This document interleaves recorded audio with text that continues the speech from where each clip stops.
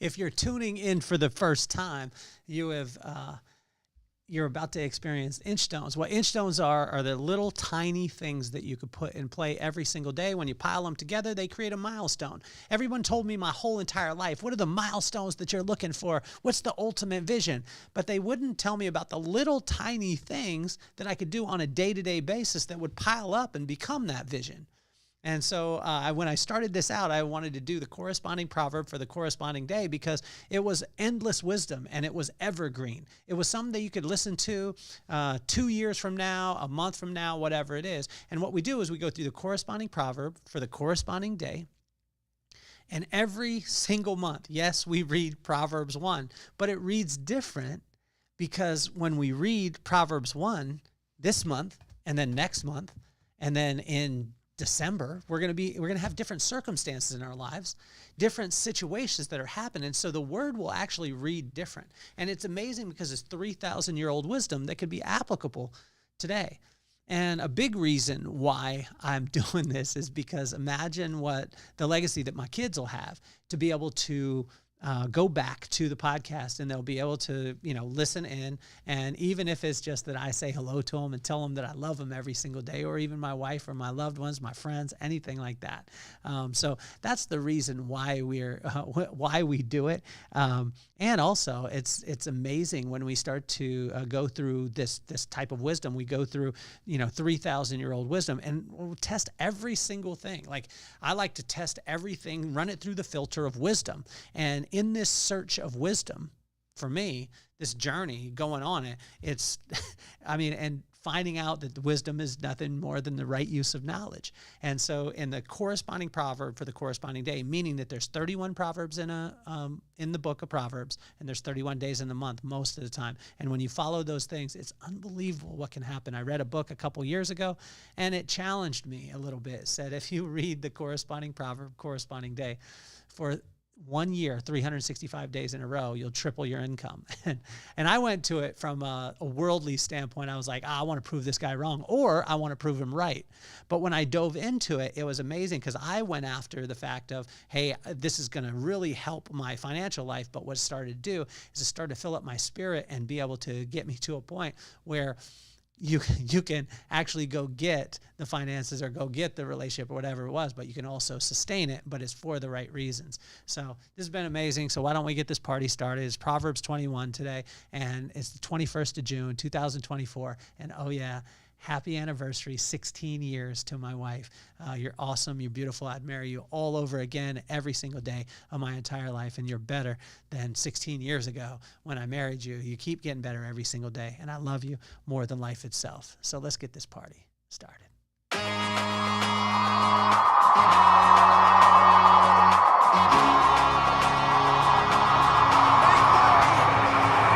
Nothing more on my mind. I got two shines, so every day I grind. Work in the morning, work in the evening. We's achieving, cause we believing. It's for certain, we put the work in. We ain't stopped just because it's hurting. Right before your eyes, so it's coming to no surprise. The takeover is televised. Over and over and over again. Make no mistake, we continue to win. Defeat never known, cause I will not lose. They wanna mimic my moves, but can't walk in my shoes.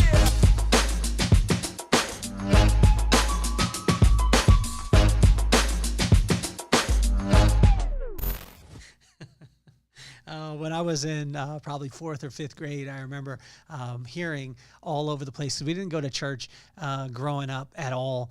We just, we'd play on Sundays and everything like that. And my dad went to a convention and he supposedly found the Lord. And then we had to go to church on Sunday in the morning, Sunday evening, on Wednesdays, had to miss practice sometimes.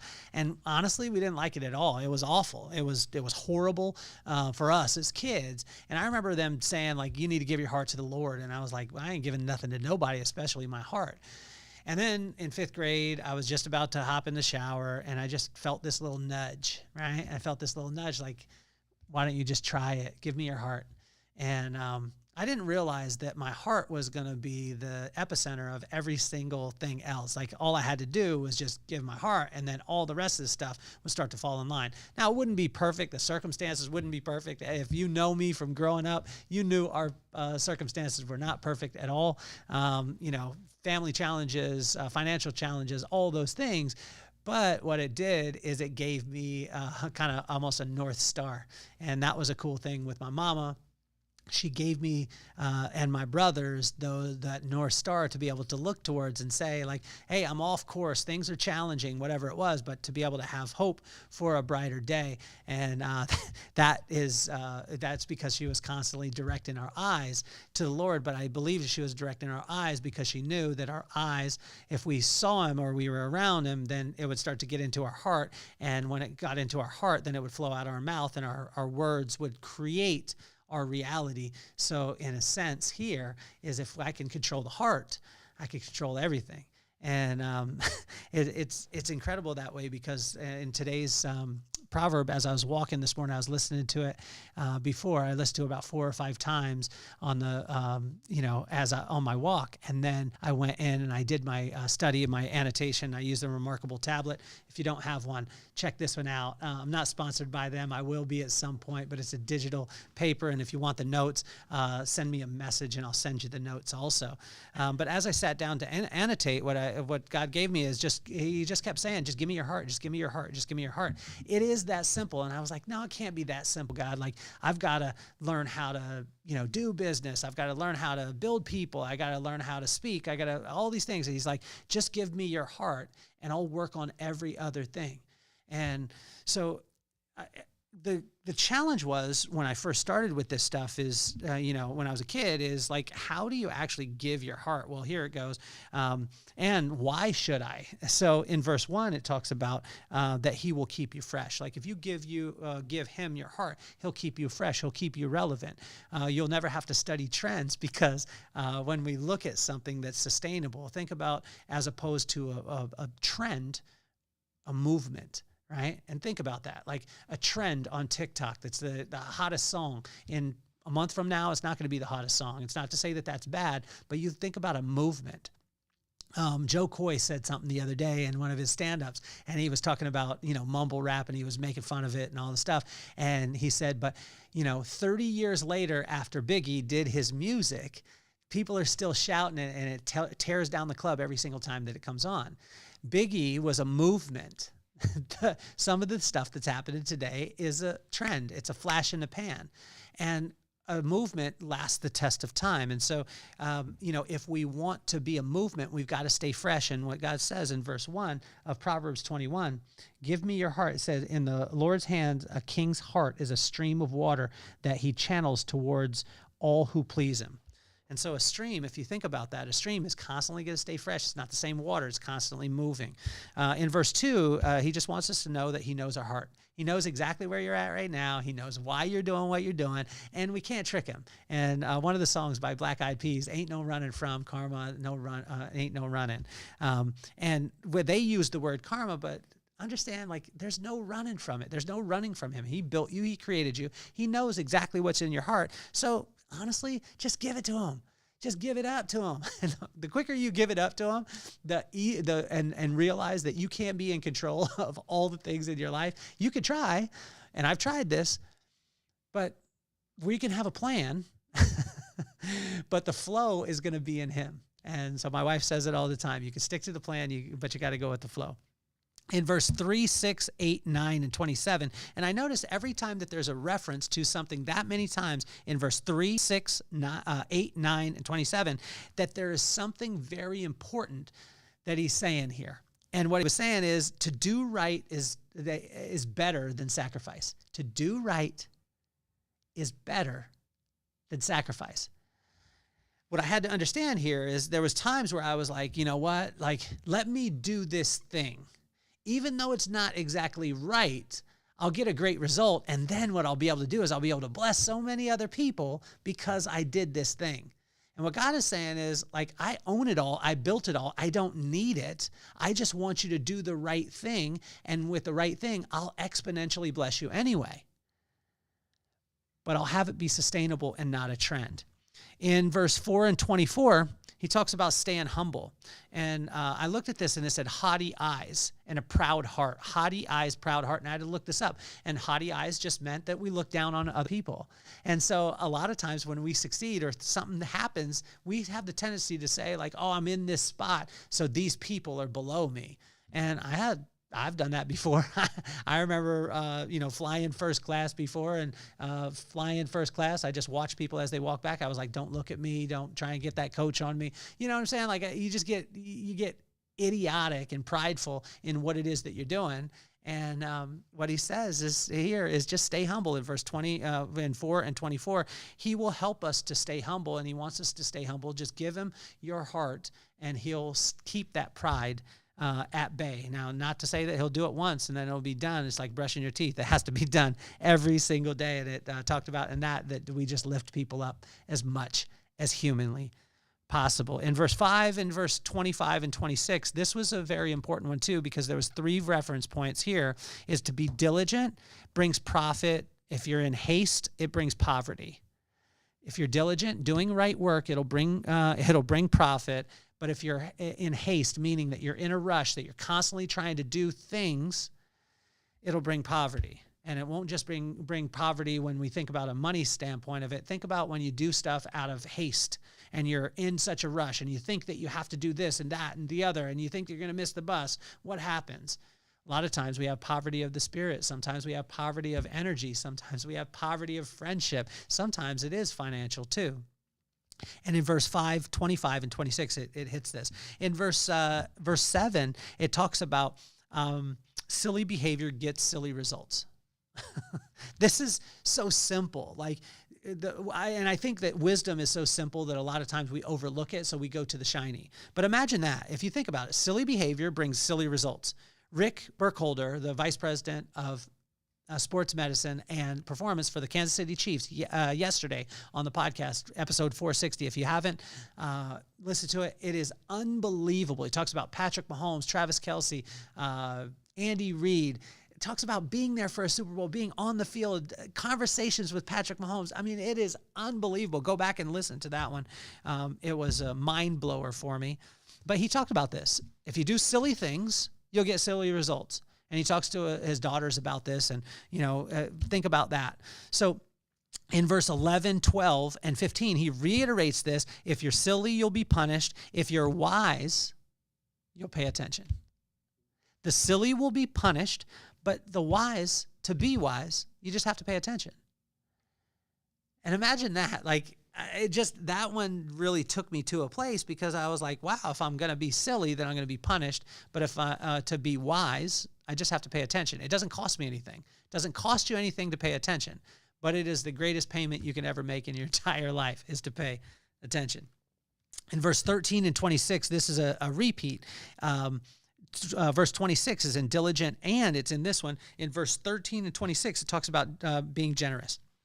Generosity is a common factor all the way through Proverbs, and it's a common factor in every single person who succeeds at anything. They're always generous. I always look at these things, and I look at these traits, and what are the common denominators with people, that either are successful financially, successful in their relationships, successful in their marriage, their friendships, in life in general, that they breathe life into people. Every one of them is generous. I think about this with my friend Mark Willis.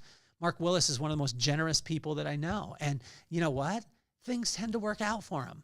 My friend Gary Spellman, I talk about him all the time.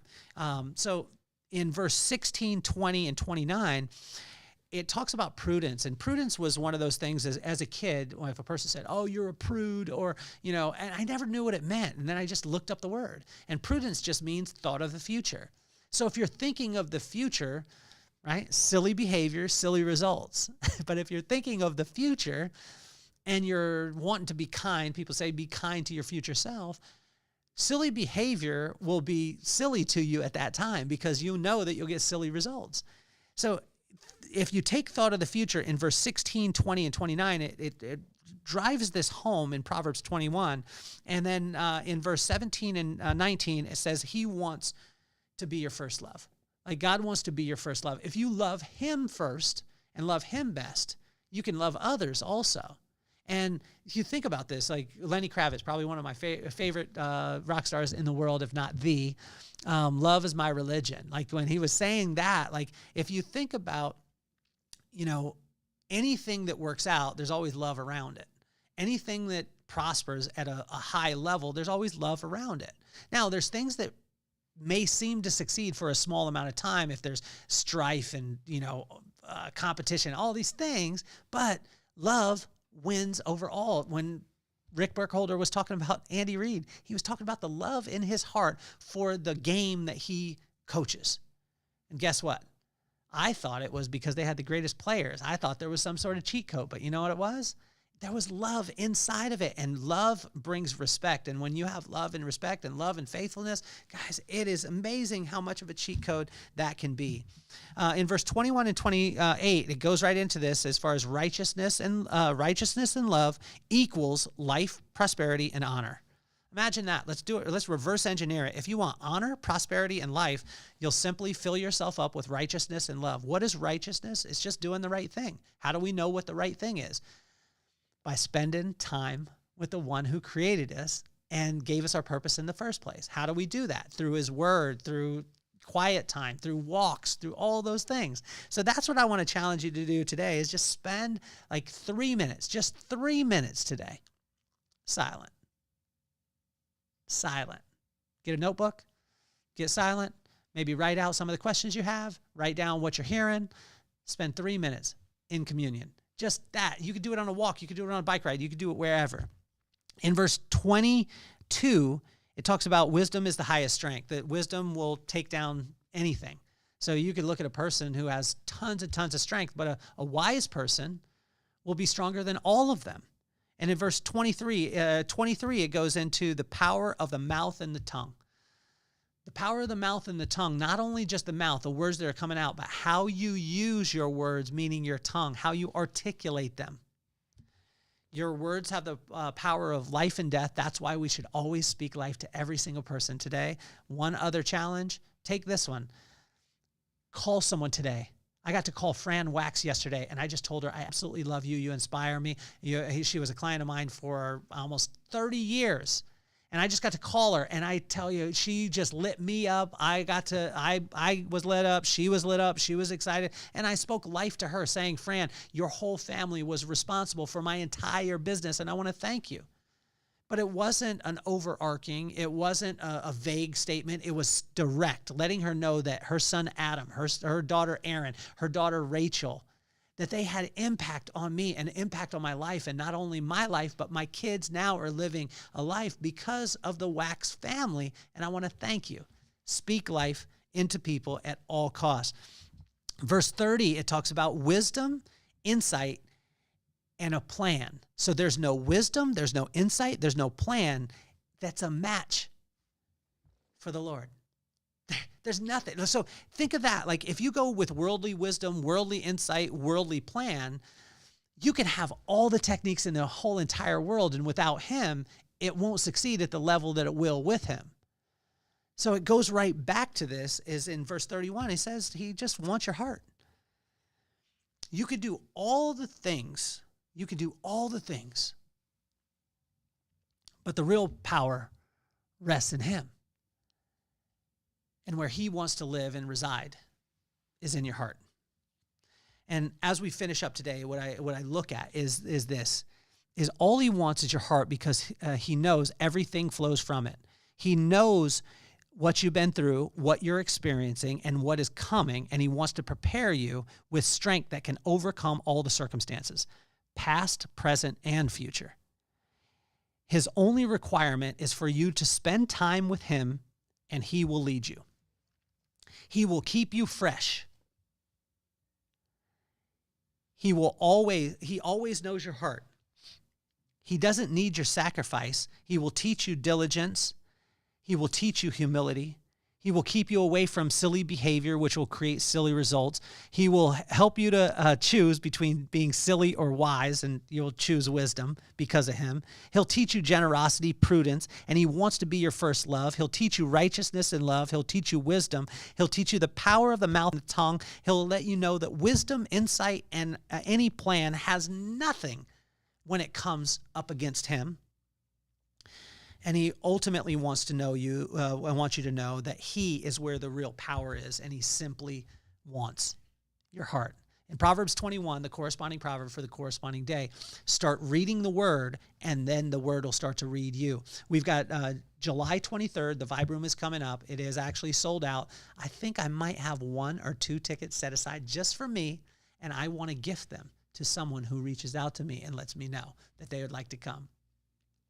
That's coming, but I want to challenge you today. One of 2 things. One, you could spend 3 minutes, just 3 minutes, put it on the clock, and just spend it silent. Grab a notebook, write out some questions, spend the time, or you could do it on a walk. You don't have to have a notebook, but just spend 3 minutes silent today in your thoughts and spend time with him. The second challenge is to speak life to someone. Preferably through a phone call, but if not, through a text. You could do it through an email, but make sure you use their name and you're very, very, very specific. This has been the corresponding proverb for the corresponding day. It's Proverbs 21. It is my anniversary, so happy anniversary, baby. 16 years. I absolutely love you more than life itself. You're the greatest, and it's amazing. What I was telling her and speaking life to her this morning is telling Brooklyn that all these things that I've learned, all the study of wisdom, all the study that I do with the interviews that I get to do on the podcast with my friends, all those things that I learn, I bring them back and I put them against my wife, and I say like, oh, well, what would Brooke say about this? And I say, Brooke wouldn't say anything about this because Brooke actually does all of these things. She is them. She lives them. She doesn't have to study them. She just lives it out. And I want to thank you. And I tell you, baby, you are the most incredible inspiration that I could ever, ever, ever think of. And I want to thank you so much for that. It has been an absolute blessing in my life. Make sure if you love the podcast, the biggest compliment that you can ever do is to watch it like you're doing now, or listen to it, comment on it and subscribe, and then share it with a friend. We also do, this has been an episode of Inchstones, and we also do have interviews with some of the most iconic people in the world. Go back to episode 460. That's Rick Burkholder, one of the greatest episodes I've ever done, the Vice President of Sports Medicine and Performance for the Kansas City Chiefs. Right now, he was in the office. That was yesterday, episode 460. So we've got those where I interview some of the most iconic people in the world. I've got a episode called You Have to Meet My Friends, where I call my friends randomly while I'm live on the podcast and they have no idea. And then we have Inchstones that you can listen to on your walk, or, to start your morning, little bits of nuggets, little tiny things that you could put in play today that will make your future so much more bright. So have a wonderful day. My name is Kelly Cardenas, and I'm officially off the hot seat. Peace, love, and soul.